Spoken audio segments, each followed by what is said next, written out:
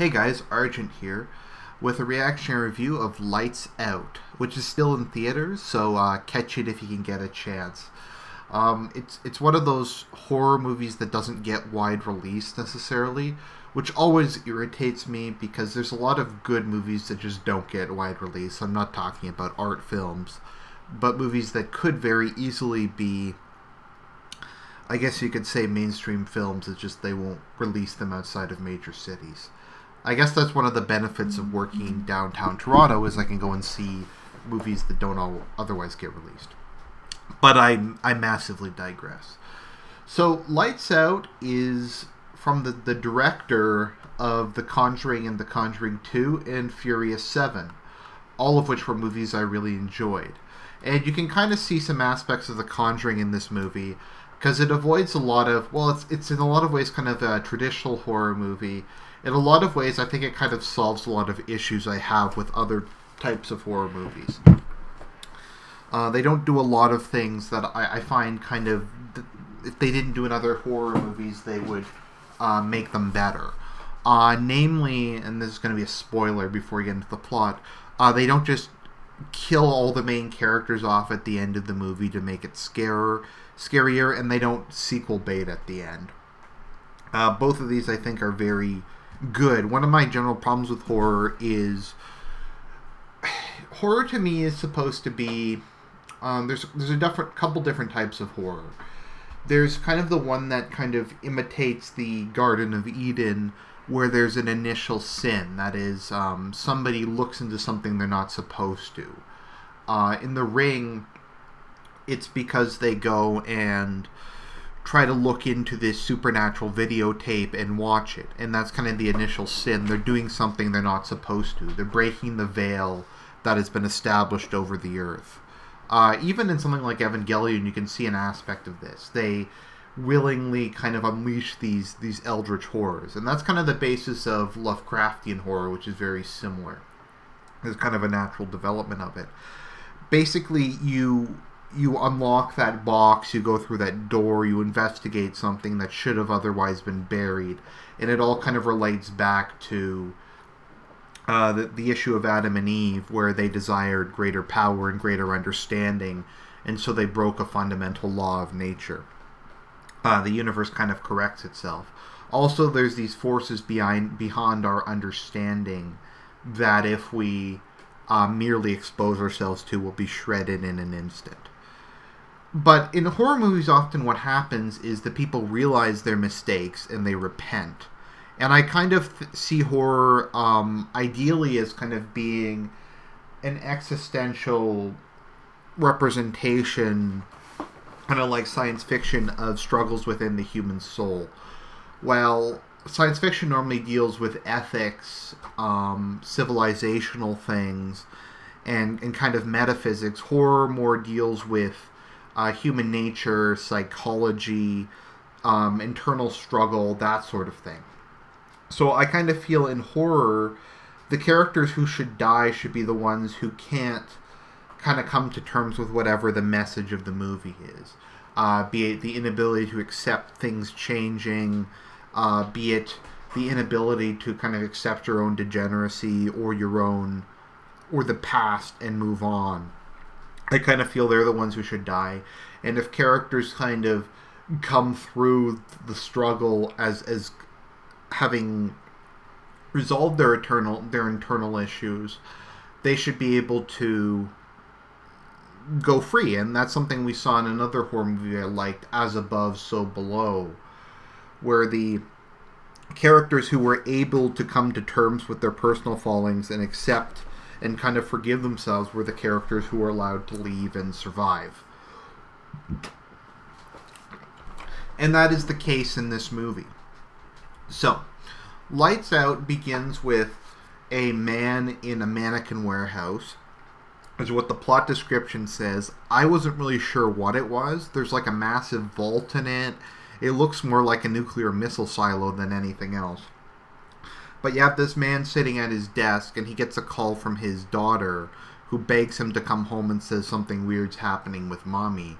And he says something to the effect of, Don't worry, I'm working out a solution to make mommy better. I'll be home soon and then we'll resolve this once and for all.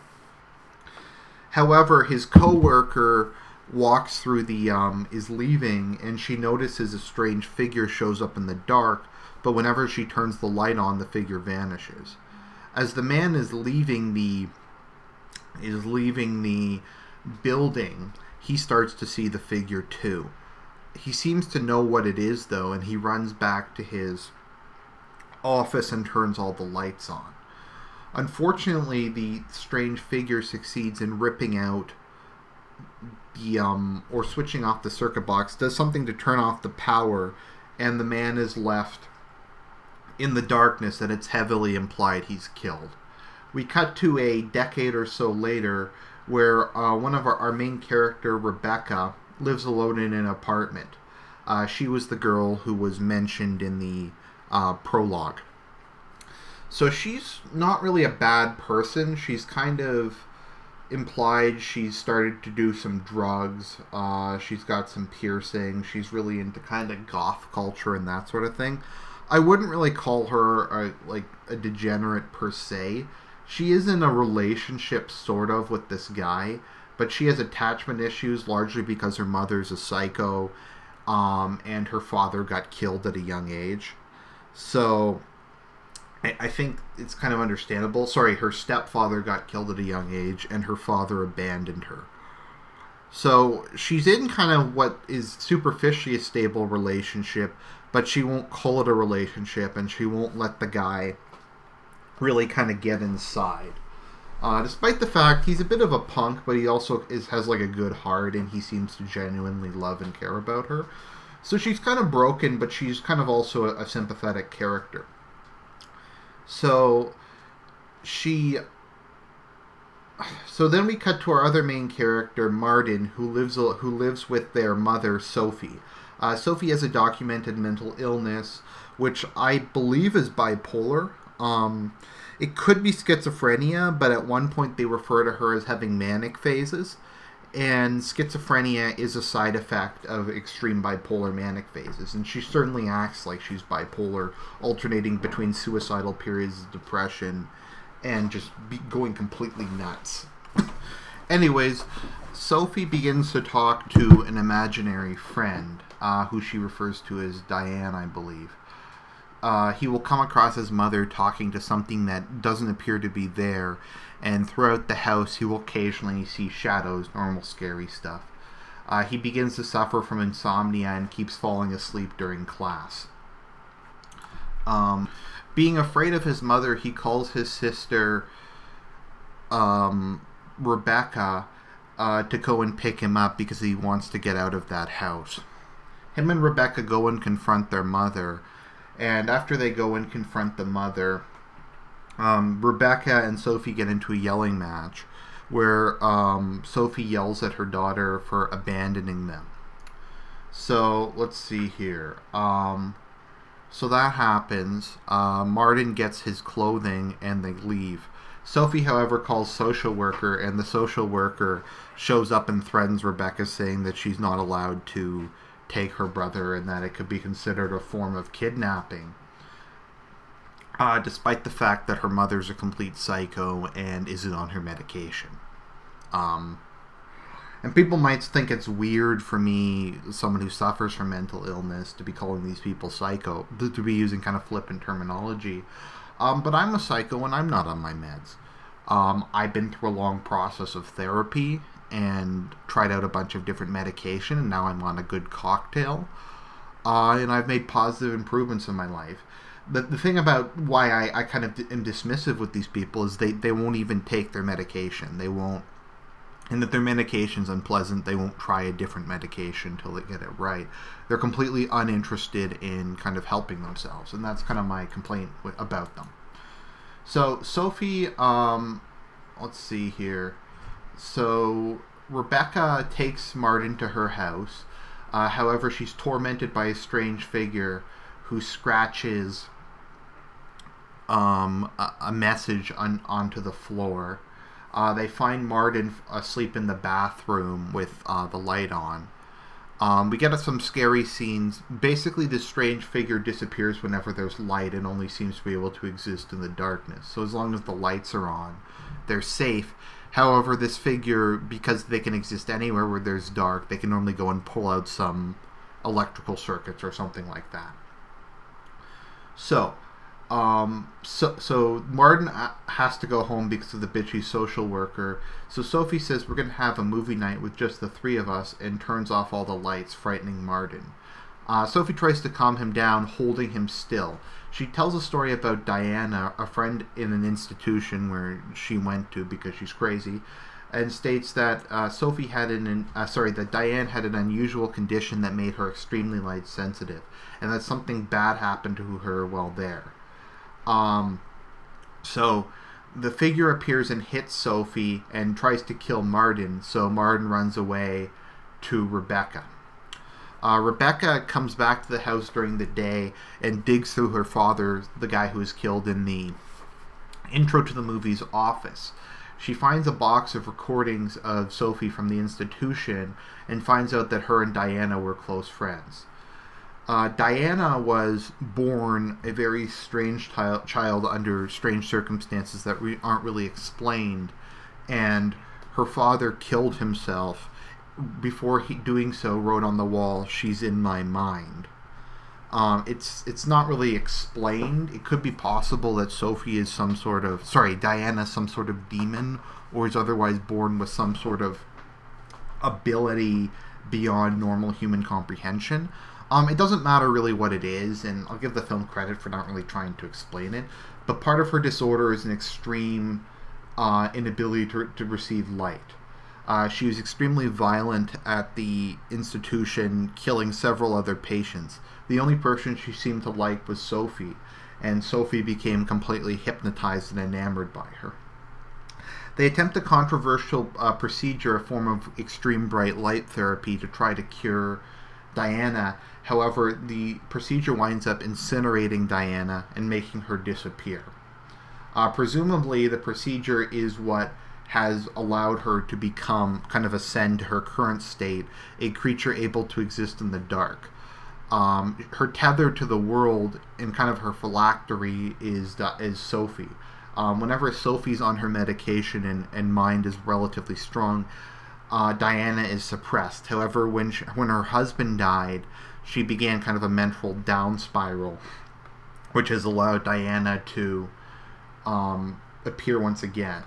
Diana seems to be extremely possessive of Sophie and is eager to kind of tether herself to multiple people so she can continue to exist in this world more often.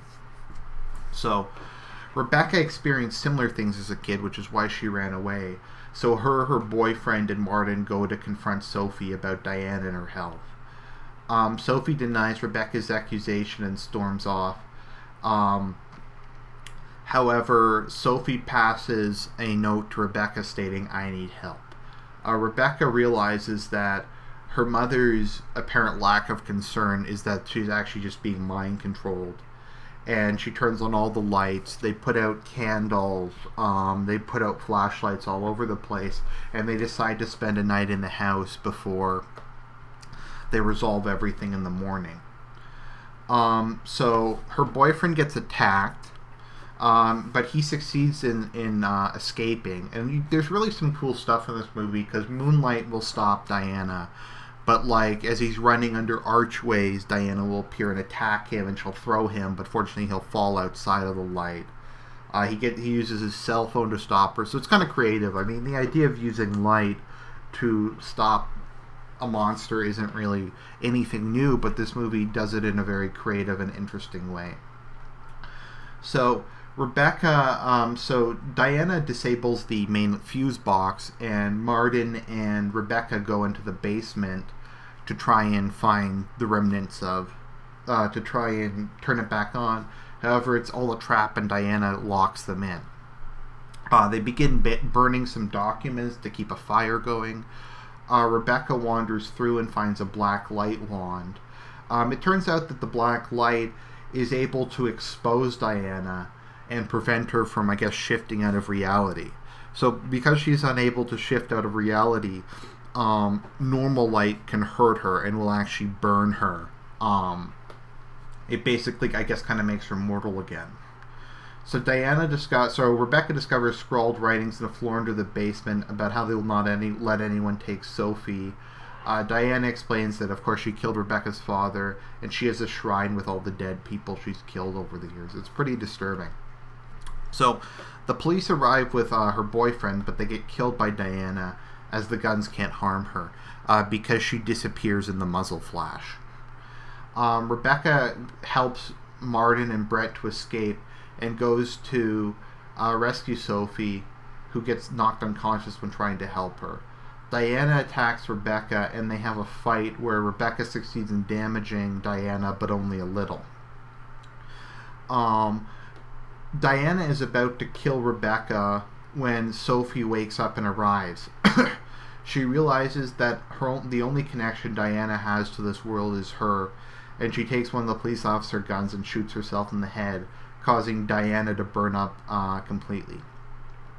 Outside, as the police officers and medics carry them away, Rebecca and Brett finally acknowledge that they're in a full relationship, and kind of, in a way, I guess, kind of get engaged by promising to stay with each other forever and to raise Martin the proper way. So they've kind of come full circle and both accepted, I guess, kind of their shortcomings. Their immaturity has been removed, and they're truly adults now. Kind of their various kind of degeneracies are gone at this point in time. And the film just ends. There is a kind of a freak out where the lights briefly flicker, but it's just a normal thing. There's no real indication to me that there's going to be a sequel. There's no indication that Diana's still alive. Apparently they've greenlit a sequel, though. I hope they don't bring Diana back. Maybe it'll just be a similar thing. I think that this movie kind of resolved everything. I don't really see why we need to have another film of the same description. Overall, I think this was a really good movie. I highly recommend to see it.